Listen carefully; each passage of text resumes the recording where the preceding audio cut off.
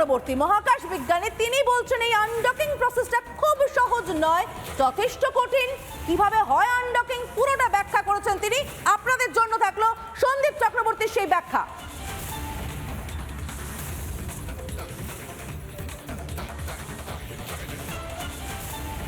এই হচ্ছে আমাদের স্পেস স্টেশনের একটা কপি। এটা হচ্ছে 18 ইঞ্চির একটা মডেল, কিন্তু আসলে এটা 100 মিটার বড়। ঠিক আছে, এর প্রত্যেকটা জিনিস 200 গুণ বড় করে চিন্তা করতে হবে আপনাকে। এই 200 গুণের চিন্তা করার মধ্যে এইখানে দেখবেন দুটো মডিউল আছে, একটা ক্রু 9, একটা ক্রু 10। ঠিক আছে, এই দুটোই হচ্ছে স্পেস এক্সের ফ্যালকন, যে আপনাদের ড্রাগন স্পেস এক্সের মডিউল। একটার নাম হচ্ছে গিয়ে ফ্রিডম, একটা হচ্ছে এন্ডিওরেন্স। ঠিক আছে, এবার পরশু দিন এইটা করে 4 জন গিয়েছিল এবং আজকে এইটার মধ্য থেকে সুনিতা উইলিয়ামসরা ফিরে আসছে।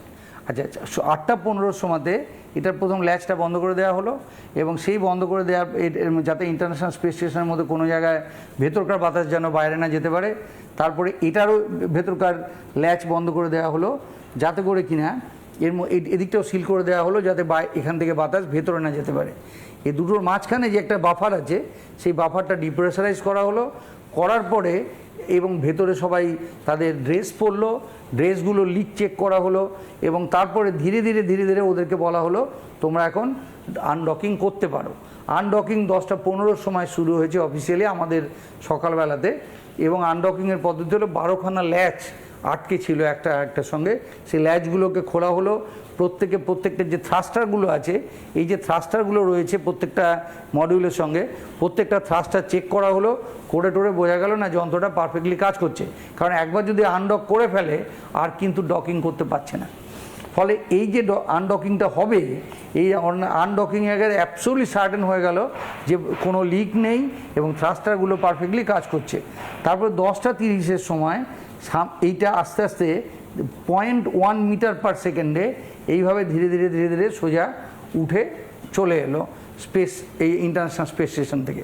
এইখানে একটা এক্সক্লুশন, একটা জোন আছে যে এইটার 3 kilometre by 4 kilometre by 3 kilometre এরিয়ার মধ্যে কেউ যেন জোরে কোনো গাড়ি না চালায়। ঠিক আছে, যেমন করে পার্কিং লটে আমরা জোরে গাড়ি চালানোর কোনো নিয়ম নেই, এখানেও সেরকম। এই ক্রুটা এই যে বেরিয়ে এলো, এই ক্রুটা দেখতে খুব ছোট মনে হতে পারে, কিন্তু এটাকে আপনাকে 200 দিয়ে গুণ করতে হবে যদি আপনি অরিজিনাল সাইজটা চান। এটা হচ্ছে প্রায় 12 ফুটের মতো বড়। এই ওপরেরটুকু হচ্ছে ক্রু মডিউল, যার মধ্যে 4টে ক্রু বসে আছে, আর নিচেরটুকু হচ্ছে সার্ভিস মডিউল, যেখান থেকে সমস্ত প্রোপেলেন্টগুলো বেরিয়ে একে ডিরেকশান দিচ্ছে কোন দিকে যাবে।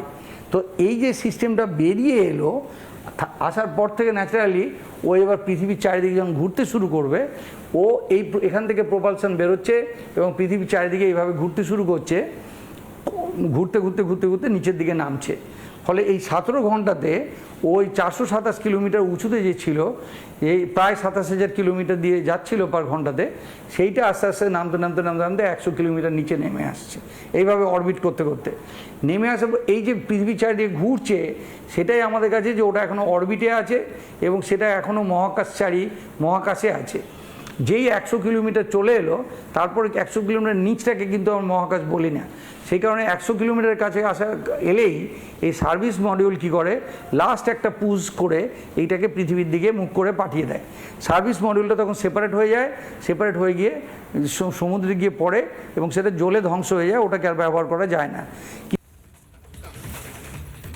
নানা ধরনের কন্টেন্ট দেখার জন্য লাইক করুন, শেয়ার করুন আমাদের ফেসবুক পেজ, সাবস্ক্রাইব করুন আমাদের ইউটিউব চ্যানেল। পাশাপাশি অন্যান্য ব্রেকিং নিউজের জন্য অবশ্যই চোখ রাখুন রিপাবলিক বাংলায়।